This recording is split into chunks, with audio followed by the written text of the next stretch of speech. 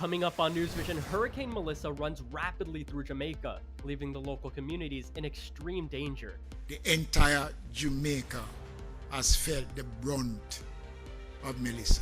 Plus, we'll take you to one local organization which helps feed those struggling in the South Florida area. So you have individuals throughout the state. Many don't know where their next meal is. And later on, we'll tell you how the Miami Hurricanes chopped down Stanford in a cross-country ACC battle.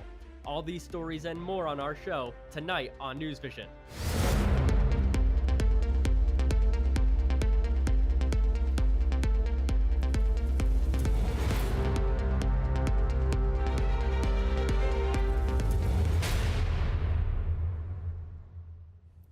Good evening and welcome to another episode of NewsVision. I'm Johnny Muschin. And I'm Taryn Jacobs. Thank you for joining us. Hurricane Melissa hit the Caribbean this week, devastating the island of Jamaica and leaving dozens of dead and utter destruction in its path. Student meteorologist Ann Badowski joins us now with more. Ann? The strongest hurricane of the season, Melissa made landfall in Jamaica, bringing record flooding, landslides, and extreme wind gusts that caused buildings to collapse. Melissa made landfall on Jamaica's southwest coast Tuesday as a Category 5 hurricane. The storm had sustained winds of 185 miles per hour and a central pressure of 892 millibars, tying the record for the strongest Atlantic basin landfall with the unnamed Labor Day hurricane of 1935. The ceiling of our Category 5s are getting higher and higher, and so these once in 100 and 1,000 year events in all likelihood are going to start happening more frequently. Melissa hit the small island of Jamaica that has not experienced such a powerful storm in recorded history and has not taken a direct hit in more than a decade. Jamaica has gone through what I can call one of its worst periods. Our infrastructure has been severely compromised. The entire Jamaica has felt the brunt of Melissa. In the aftermath of the storm, Jamaican residents and police have been clearing roads and removing downed trees. I would say a very big strength of our Jamaican nationality is that sense of community, that sense of help, that sense of what can I do for someone else if they don't have as much, or how can I help someone else around me, my neighborhood or my neighbors. Communities on the island are left with widespread flooding, debris, and power outages. Officials in Jamaica say many residents in areas devastated by the storm are also trapped. We also need to get food to these areas because a lot of these people are cut off and do need food supplies flown into them. Many roads impassable. Several ambulances headed for Jamaica's hard-hit west coast got stuck in the mud. The entire country declared a disaster area by the Prime Minister. Damages from Melissa are still being assessed as countries are starting their rebuilding process. I'll be back later with the regular weather forecast. Thank you, Ann. Nations hit by Hurricane Melissa are already reaching out for international help with relief efforts, and students at the University of Miami are pitching in. The Caribbean Law Student Association is hosting a hurricane relief food drive to support Jamaica starting today until November 3rd. The donations will be given to the Global Empowerment Mission, which is a Doral-based nonprofit that provides humanitarian aid after natural disasters. Donations can be dropped off at the Hope office at A312 at the UM Law School. Items that can be donated include non-perishable foods like canned protein, fruits, vegetables, and sealed snacks, as well as batteries, bug repellent, and first aid kits. Now to a story of survival that doctors are calling a miracle. As Melanie Lowe tells us, it all started with an unlikely helper inside one South Florida hospital. Great. Thank you.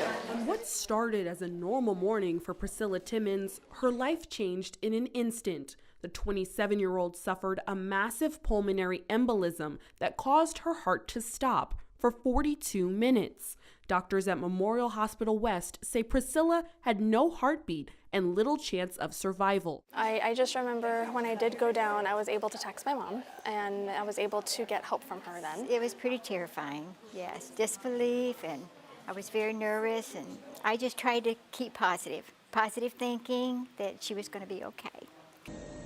Days passed with no movement. Then one afternoon, a therapy dog named Scrunchy walked into her ICU room, and something incredible happened. Good job. Priscilla lifted her hand for the first time, reaching out to pet Scrunchy's head. That small gesture marked the start of her recovery. Once when I felt her fur, that's just kind of what kick-started my adrenaline into getting me to move and, reach out for her. So it was very exciting. Doctors say there's no explanation why or how that moment happened, but it was nothing short of a miracle. Sometimes faith, is medically inexplicable, but gives you the perseverance to continue.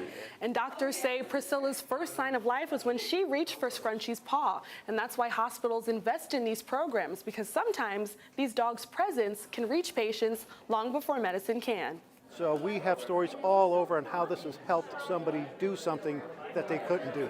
Experts say that each therapy dog goes through intensive service animal training to stay calm around patients, equipment, and even emergency alarms. All of the dogs have a different gift. Scrunchy specifically is specifically trained for children with disabilities, but she also does some significant work with our stroke patients, helping with mobility, gait training, strength. For Priscilla, that moment was just the beginning. Now, months later, she's back on her feet, reuniting with the staff and the dogs who helped her heal. It feels very overwhelming, but in a good way.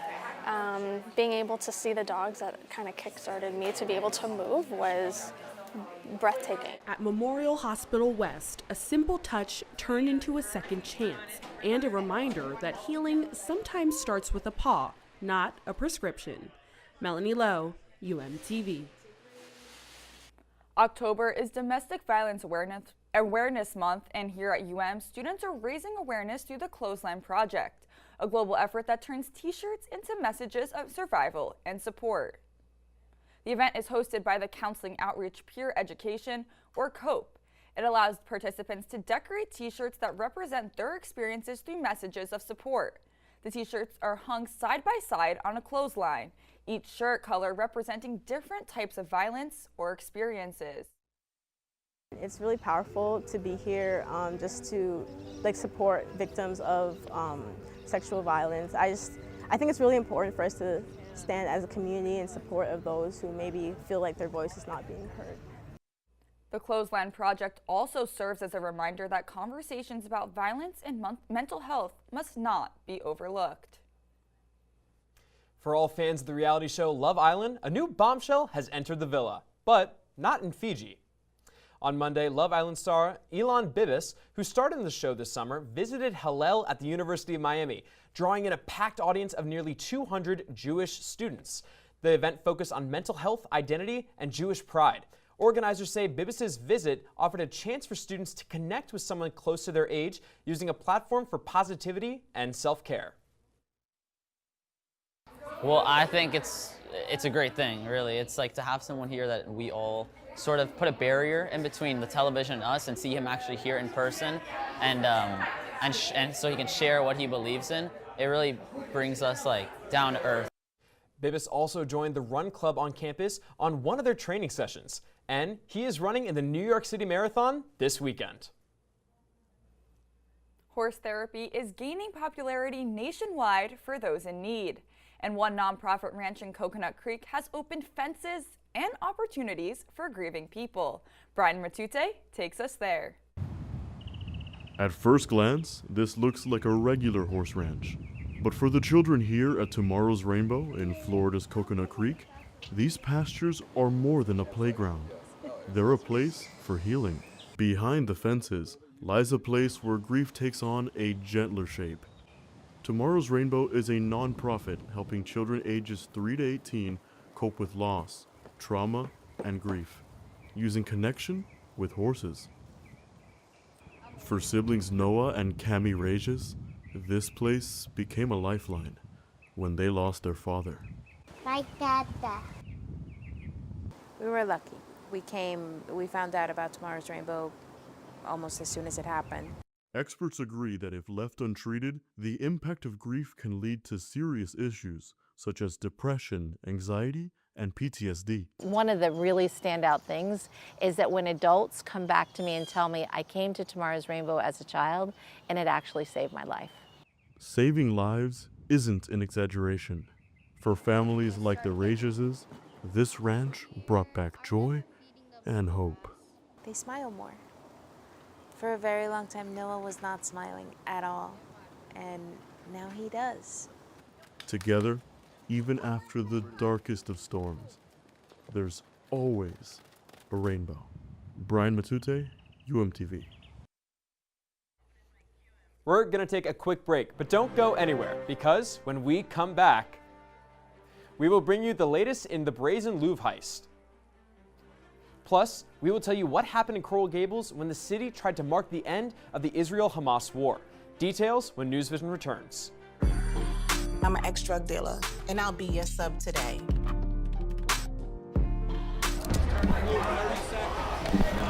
Two milligrams of fentanyl can be lethal. A lethal dose is in here.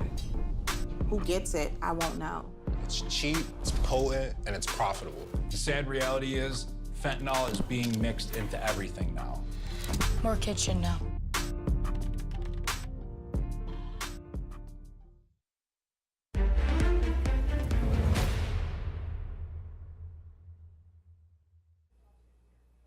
Seven people are now in custody in Paris in connection to the brazen robbery in the Louvre Museum. The most popular museum in the world was robbed on October 19th by four thieves who stole French crown jewels worth more than $100 million. French prosecutors initially arrested two people over the weekend who reportedly partially admitted to the crime, one of them caught at the airport while trying to leave the country. This week, 5 more people were arrested, but there is still no sign of the stolen jewels. Back in the U.S., the government shutdown has entered its second month, and the latest program facing an uncertain future is the Supplemental Nutritional Assistance Program, better known as SNAP. The program is intended to give lower-income individuals financial help with buying groceries, but the U.S. Department of Agriculture, or USDA, says it has to pause the benefit because federal funds ran out. Republicans have criticized the program for being too lenient, arguing that sugary soft drinks, candy, and snack foods account for more than 25% of all SNAP spending. But Democrats argue the shutdown is just a way for the Republican-controlled government to weaponize hunger against Americans. And these Republican lies, plain and simple, that they don't have the money, are lies. But they're vicious lies. They're hurtful lies. They're harmful lies. The USDA says about 42 million people in the U.S. receive SNAP benefits, many of them children, but no clear end is in sight for the shutdown. Most of them will face uncertainty in the coming weeks at the checkout line. And hunger is a big issue for millions of people across South Florida. But one organization is stepping up to make a difference, one meal at a time. Luke Bell tells us more. South Florida resident Esther Gibson found herself struggling to put food on the table after a series of family hardships. And my dad was diagnosed. He had cancer and he passed, and I was taking care of my mom. According to the USDA, nearly 20 million U.S. households don't know where their next meal will come from. And when Esther needed assistance, Feeding South Florida stepped in. I called them up and told them that I needed help, and they told me to come right on in. They gave me a care package, an emergency care package, and they helped me all the way. Every morning, volunteers unpack and sort food donations because these small actions make a big difference in people's lives. So you have individuals throughout South Florida that many don't know where their next meal is. And Michael knows that food insecurity can affect anyone. A common misconception is that folks are homeless, they're destitute, and that is not the case. Feeding South Florida reports that 1 in 5 children go to bed hungry and 1 in 9 people nationwide are food insecure. And it's these numbers that bring volunteers like Tevin Craig together to do their best work at the warehouse. As their instructor, I love teaching people. I like to try to push people to their limit. In the Feeding South Florida pantry, everything is free. It's terrific. It wants to make you give back to society. Reporting for UMTV, I'm Luke Bell. Now, Ann Badowski is back with the weather forecast. Ann, are we going to have a dry Halloween? Luckily, Johnny, I'll have some good news for you in a little bit. Right now, Melissa is off the coast of the Atlantic, pushing towards Bermuda as a Category 2 hurricane. You can see its track down here, already cutting through both Jamaica and Cuba. But we're not going to be seeing a lot of impacts here in Miami. We do have a cold front that is pushing through the area and keeping a lot of the moisture and the rainfall that is associated with Melissa off to the coast. We have some drier conditions here in Miami, though, that we'll be enjoying over the next few days. A little bit of that humidity is going to be coming back in early next week. But right now, you probably noticed that temperatures and dew points have been absolutely beautiful recently. We have some lower temperatures, as are high temperatures over the next few days, staying below 80 for Friday and Saturday. It'll increase a little bit as we go throughout the rest of the week, but still staying pretty comfortable. We also have some lower dew point temperatures that come along with those drier conditions that I was just mentioning. 59 for tomorrow, so your humidity values are going to be way lower than what you'd be expecting for your Halloween. If you're also looking to stay cool, we also have some wind values that are going to be increasing a little bit into those overnight hours and into tomorrow as well. You can see those wind gusts getting up to 13 miles per hour here in in Miami. We won't be seeing a lot of those spot showers either. Not something that you need to be worrying about for your Halloween forecast, but that wind is definitely going to keep you cool. Speaking of cold, we have some almost cold temperatures for our Halloween forecast. It's almost spooky. We have 70 degrees tomorrow as you're heading out for whatever Halloween activities you have planned, whether that's watching movies, going trick-or-treating. Skies are going to be clear. Skies are going to be beautiful as well, so definitely some beautiful weather to be enjoying. Our precipitation values are staying a little bit lower for Friday and Saturday. They'll start to ramp up a little bit as we head into earlier next week as well, but temperatures are staying fairly beautiful and consistent, so definitely get outside while those temperatures are low. Thank you, Ann. Earlier this month, Israel and Hamas signed a ceasefire agreement a day after the war began. 2 years after October 7th, when the war began. And recently, residents of the city of Coral Gables, where the University of Miami is, came together to honor all lives lost in the conflict. Madeline Darby has more. It's right here that the Coral Gables City Commission planned to raise the blue and white Israeli flag on October 27th as part of a remembrance ceremony honoring the thousands of Israeli lives lost since October 7th, 2023. What I wanted to do was to commemorate and pay respect and homage to those individuals who lost their lives so tragically. We have to remember this, along with the Holocaust. To me, as a Catholic, it's important that we never forget these moments, because if not, we're doomed to fail history. But that plan created tense commission debates and pushback from Coral Gables residents, calling for broader representation and a more inclusive approach. If you're going to have an event to mourn victims, it doesn't make sense that you're singling out victims of one ethnicity but not the other. They want to acknowledge 1,200 Israeli victims, but they don't want to acknowledge 65,000 Palestinians. But the commissioners disagreed with the mayor, so let me be clear, it's the mayor that felt that we should only be acknowledging Israeli victims. As a result of the disagreement, the Israeli flag was never raised, and the Coral Gables City Hall was not lit in blue and white as initially proposed. Instead, the commissioners agreed to display a neutral banner honoring all victims of the Israel-Hamas war and to hold an interfaith candlelight vigil as a symbol of peace that brought together people of all faiths. May our voices rise together in harmony, calling for compassion, justice, and respect among all neighbors. May we celebrate the sacred in every faith and in every soul. And may we be the change our community and wider world needs to love kindness, to do justice, and to walk humbly side by side. The vigil united members of the Muslim, Catholic, Jewish, and Christian communities who offered prayers and messages of peace as the Coral Gables Congressional Vocal Ensemble sang for a community in mourning.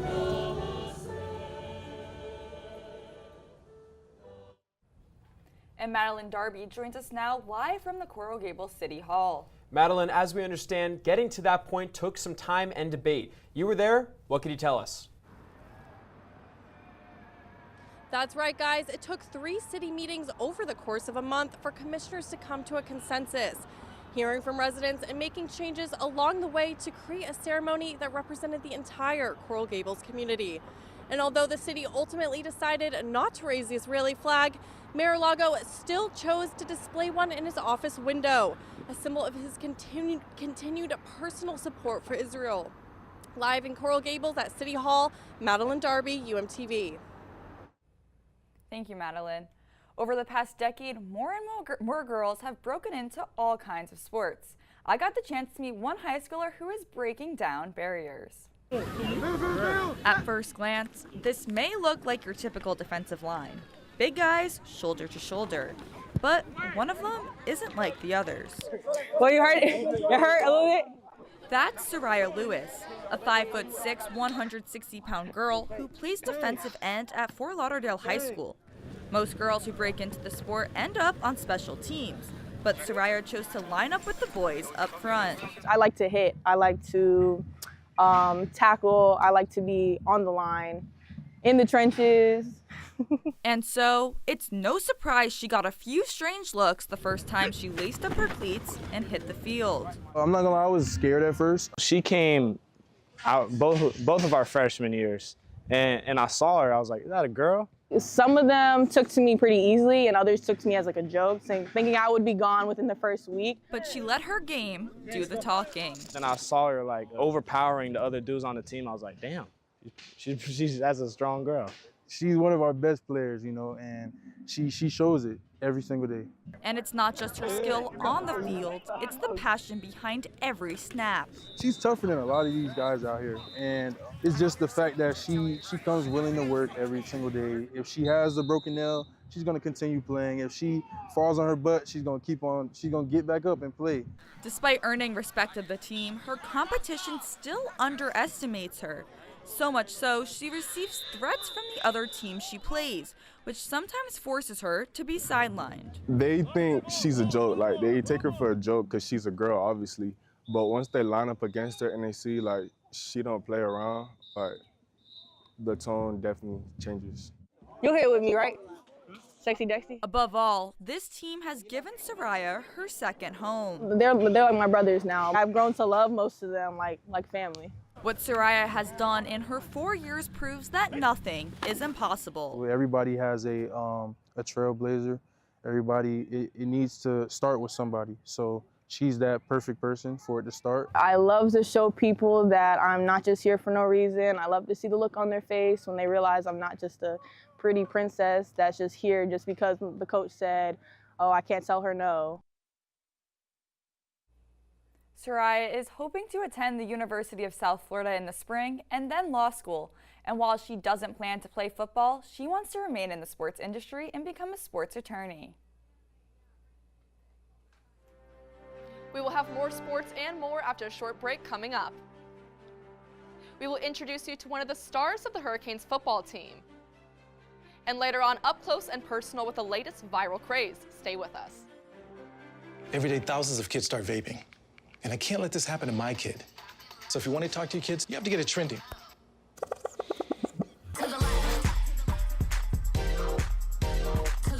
No, you're doing it wrong.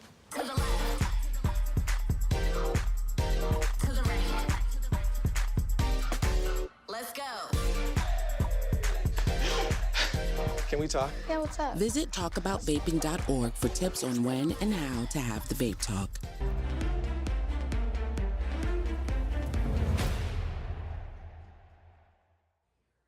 Welcome to sports. I'm Jaden Cohey. It is a World Series for the record books, not for home runs necessarily, but for the longest a person's ever spent at a baseball game.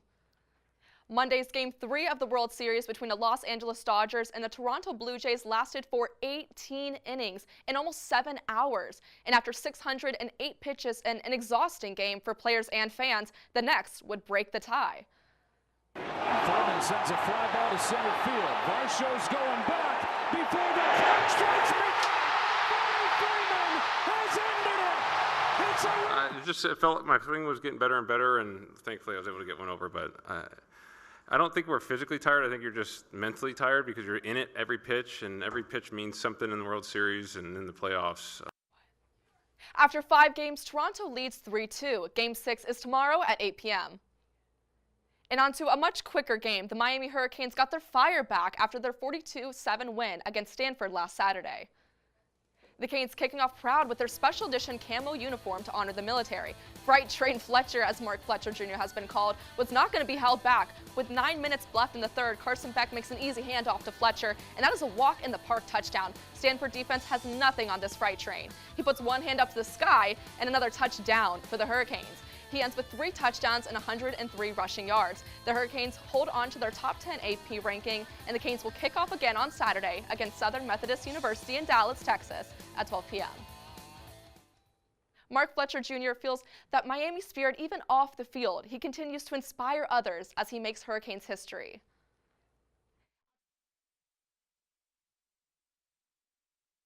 And all-time career touchdowns, but for Fletcher, it's about more than just the numbers.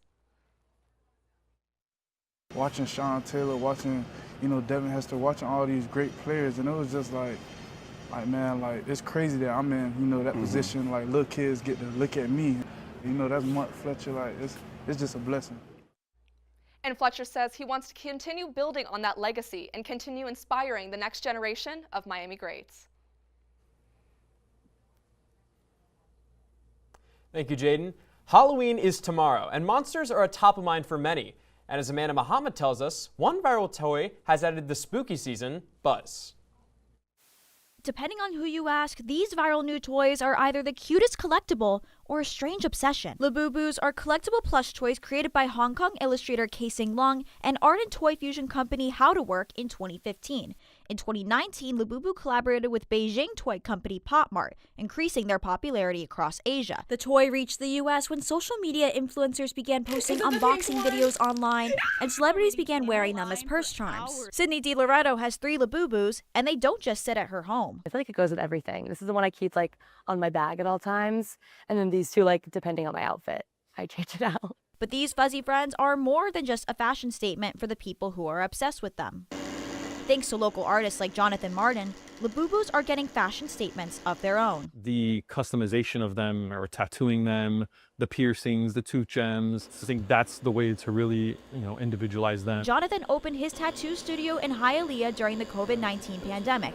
Now in 2025, inspired by a Labubu tattoo artist from Los Angeles, he decided to bring the trend to Miami through local events like the weekly Magic City Flea Market in Flagler. But not everyone is charmed by the craze. My first thought was, what is this creature? I wouldn't go out of my way to buy it, and it's also really hard to get. To add to the controversy, if you don't buy a Labubu directly from its parent company Pop Mart, you might end up with a fake, known as a Lafufu. A real Labubu will have their ears pushed together, 9 teeth, and a QR code on their Pop Mart branded tag that you can scan to verify that you have the real deal.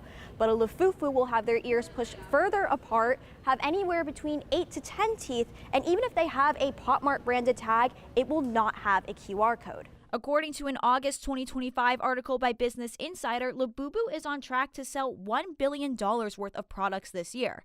The article compared Labubu's popularity to Beanie Babies, stuffed toys that trended as a collectible in the late 1990s and generated more than $1 billion in 1998 alone. As with most trends, the time will come to bid farewell to these tiny toys, but the memories they've created for fans may just last a lifetime. And the Labubu stigma. They're so precious. Amanda Muhammad, UMTV. And finally, did you know that Dictionary.com has a word of the year? Well, it does, and this year, even they are joining in on the biggest internet trend. The word of 2025 is 6'7". It's a slang phrase widely used by Gen Alpha that has now made its way to all generations. 6'7" has ties to rapper Skrilla's song Doot Doot. Some say it means so-so, or maybe this, maybe that. The online dictionary said it analyzes news headlines, social media, and more to find what makes the biggest impact on conversations. Words of the year in the past few years have been demure, hallucinate, and woman. Many liken the 6'7" obsession with similar pop culture number trends like the number 25 joke popularized by SpongeBob. Taryn, I cannot believe we're talking about this, but it is Halloween tomorrow. Do you have any costumes picked out? I'm not sure, Johnny. I have like 6 or 7 options. I'm so disappointed in that answer, but you have any plans for Halloween?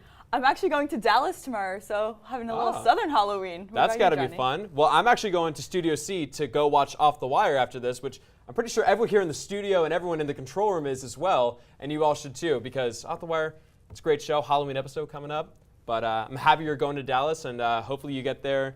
How long is that flight? 6, 7 hours? Something like that. Something Probably like half that. of that, but. Well, that is going to be all the time that we have for this episode of NewsVision. We will see you at the same time, same place next week. Have a great night.